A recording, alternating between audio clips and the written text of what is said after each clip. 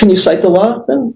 No, you're asking me to cite a law that doesn't exist. A judicial officer does not need to present their bonding number to every defendant. But you need to have a bonding number, and we've determined that you don't. I requested the bonding information and the oaths of office of every judicial officer that could be working in this court, and they gave it to me all here, but your name doesn't appear to be on it. Well, That's prima facie evidence that you don't have an oath of office or bond. Okay, well, then you can dismiss the driving suspended license third degree against you. I've read all of it. Again, we are getting kind of late in the morning here. Is there anything you'd like to say that is different from what, or that you'd like to highlight from the motions that you filed? Well, first, may I ask the court to identify yourself and the prosecutor? Certainly. I'm Court Commissioner Jacob Stillwell. Uh-huh. And prosecutor today is Ford Libby, Rule 9, supervised by Rosemary Fitzgerald. Okay. Yes. When the officer stopped me, he asked me for paperwork and simply accused me of a paperwork violation. He asked for three things: license, proof of insurance, and registration. Anyone who's engaged in a potentially hazardous activity like operating a motor vehicle has to have his paperwork in order, especially insurance, because he can cause damage with his car. Excuse me. Same thing is true with yourself, because being a judge is a potentially hazardous occupation because it involves violence. No one can be put in a jail cell without unwanted touching, and a lot of damage can come to people if a judge does something wrong. And as a person who has been through a family court and witnessed how unprofessional and out of control the judiciary is here in Washington, and I think you know that the reputation of the legal system in Washington is very bad.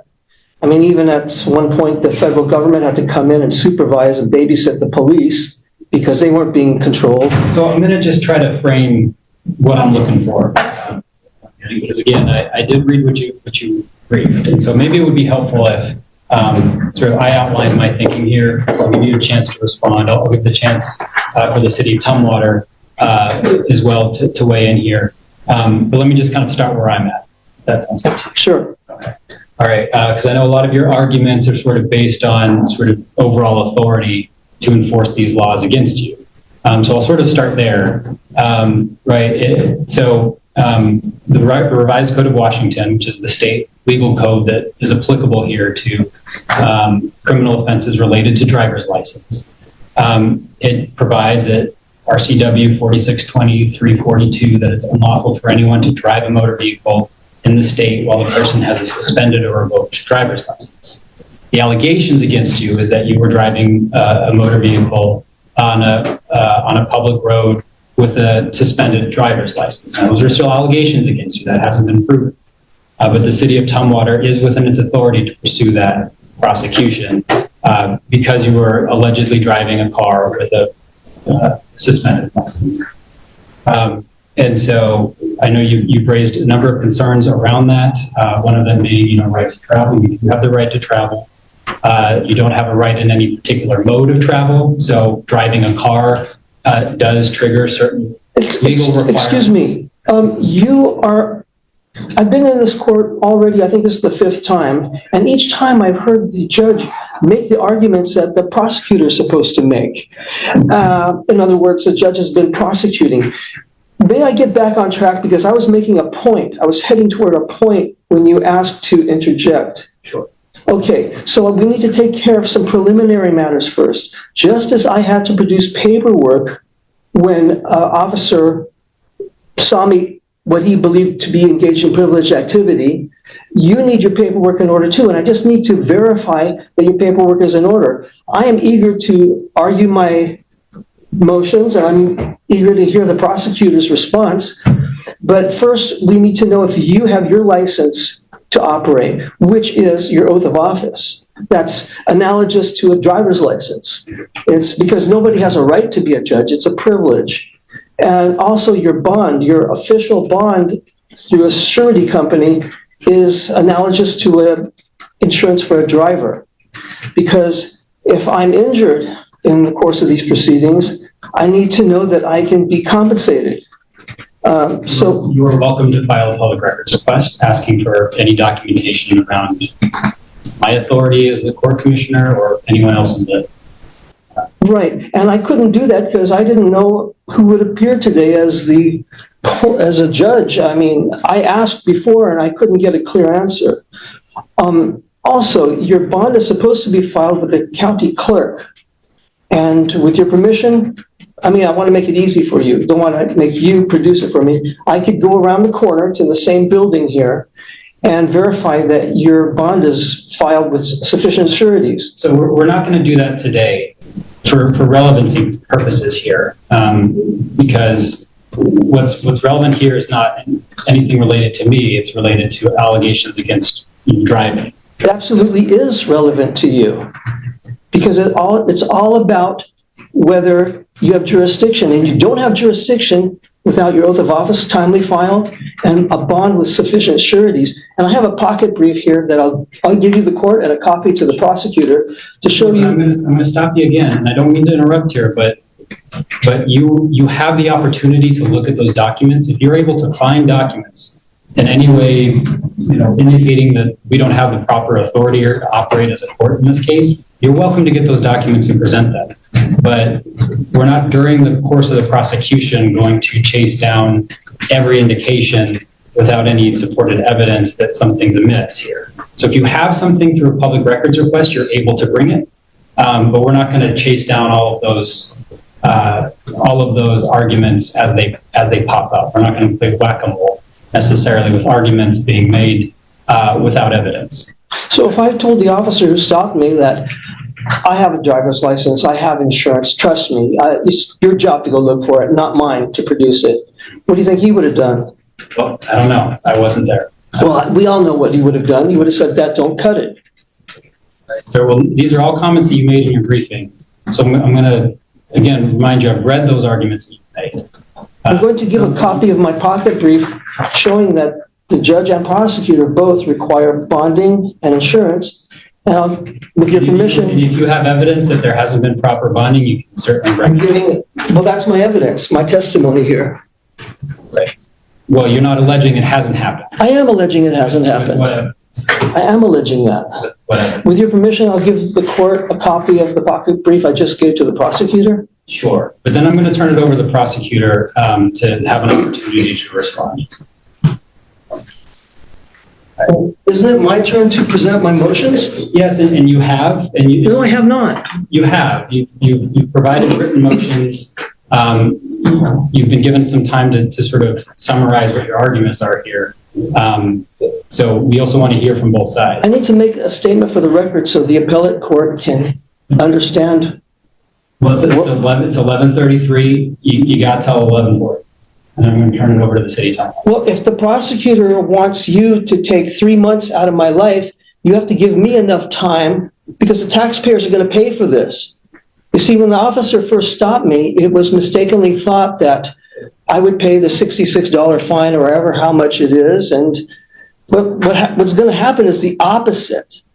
The plaintiff is going to house me, clothe me, feed me, take care of all my needs, medical needs and everything, and I'll get to watch television. I love to watch television, and I love to kick back and relax. And that's what's ultimately going to happen, but we're going to go through due process first. I won't be denied due process. So every district judge, this is RCW 3.34.080, every district judge pro tempore, and district court commissioner shall, before entering upon the duties of office, take an oath to support the Constitution of the United States and the Constitution of the State of Washington.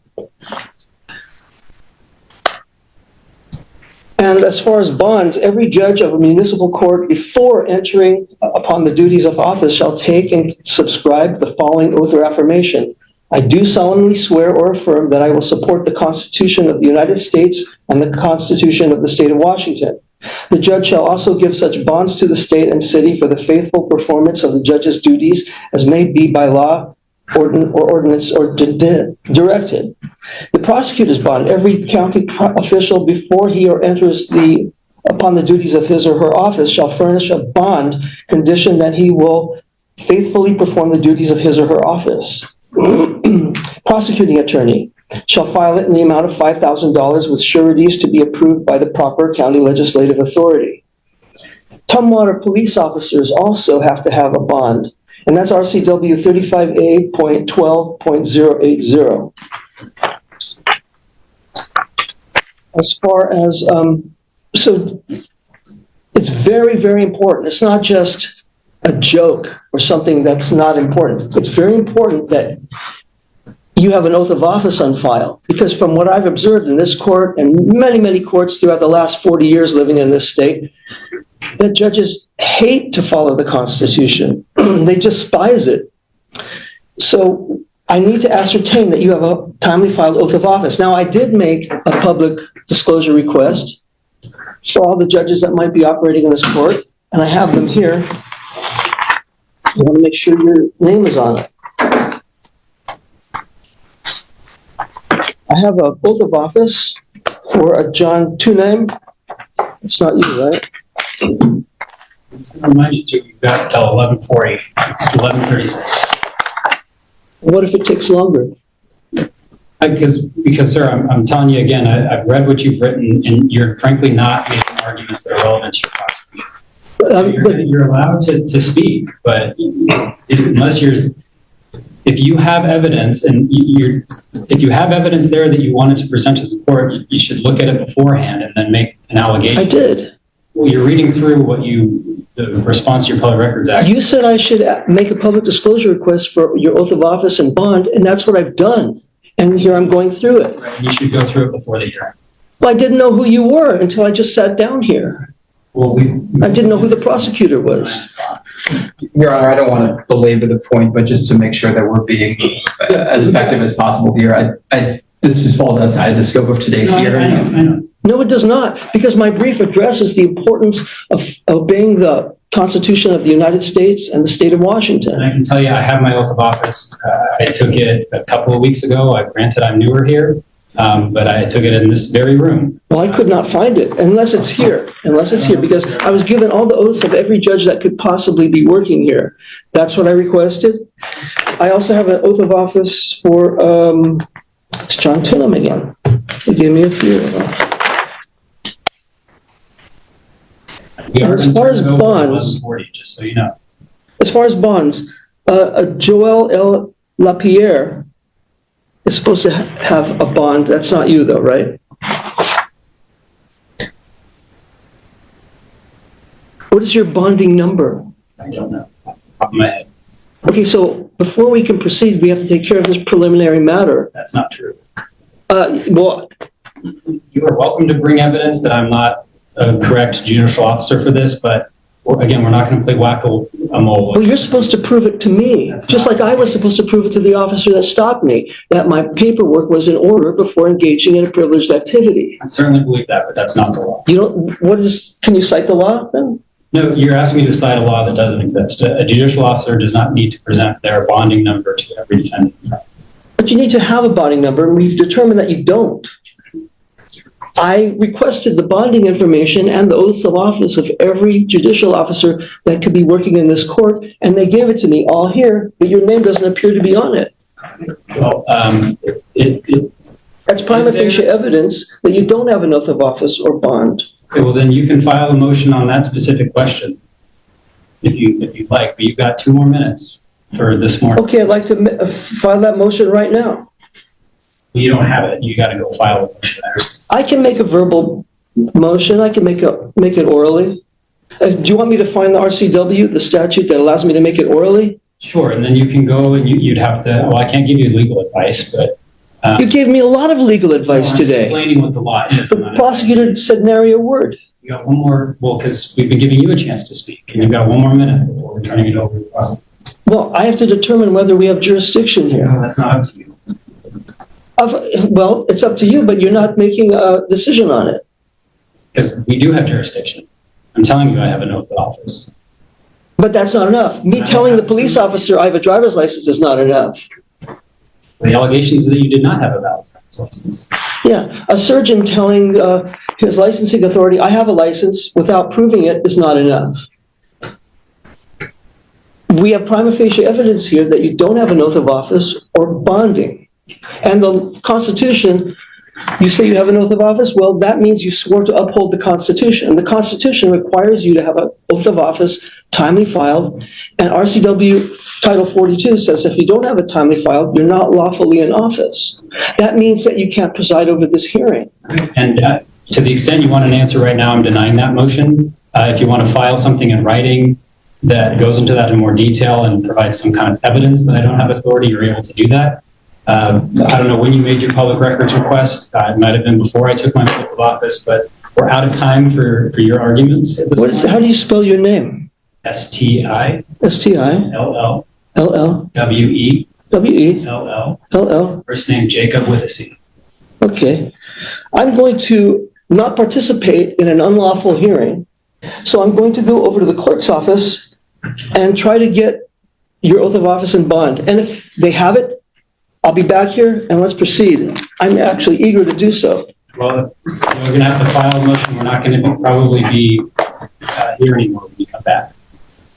We close up at noon. You don't operate after lunchtime at all? No, the calendar is going to end at noon. So if you find something, you can file a motion, but we're not going to stay open just so you can go do your public records request. Okay, well, I came here at 9 o'clock because I thought things would start then, and I had to endure watching all this. So we're out of time at this point. So that's what I'm going to do, because I'm not going to participate in an unfair hearing where there's no jurisdiction.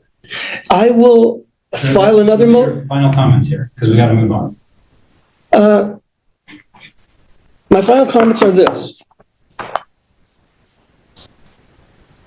We're going to assume that you don't have an oath of office timely filed or bonding, so you can't proceed over this hearing. You can go get evidence of that, you can come back, but until then, we're going to, unless the prosecutor has anything to say. Okay, so then, since I object... Sir, I'm moving it over to the prosecutor. So since I'm wait, I have a right to make my motions. I have a right to argue my motions. Sure. I brought this hearing, I understand. not the We're going to prosecutor. move on. I brought this hearing, not the prosecutor. We're going to move on. So I'm going to ask you to recuse yourself, since you're not... All right, well, if there's been a request for recusal, perhaps I won't be here at the next hearing, but that's going to be it for today, okay? Free to go.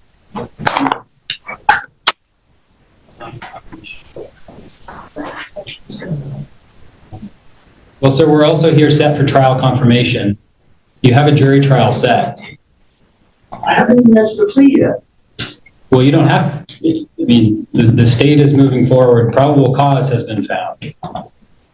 You've elected to represent yourself against... I am myself. I don't represent myself. I am myself. Well, are you ready to proceed to trial on November 17th? First, I have to be advised of the nature and cause of action and enter a plea. And I have to verify that the judge, which keeps rotating, is lawfully in office. I mean, I'm not trying to throw monkey wrenches in this or anything or give you a hard time. I'm just trying to require due process. You were arraigned on June 26, 2023. Determination of probable cause was found. Your Honor, just to respond Well, you said I'm free to leave, and you're not lawfully in office, so I'm going to leave. This hearing quickly turned into a battle over the court's authority instead of the original driving charge. Rather than focusing on the allegations, the defendant repeatedly insisted that the court commissioner prove his authority by producing an oath of office and official bond before the case could continue. The commissioner explained that those issues were not relevant to the hearing and told the defendant he could file a separate written motion if he believed there was a legal problem.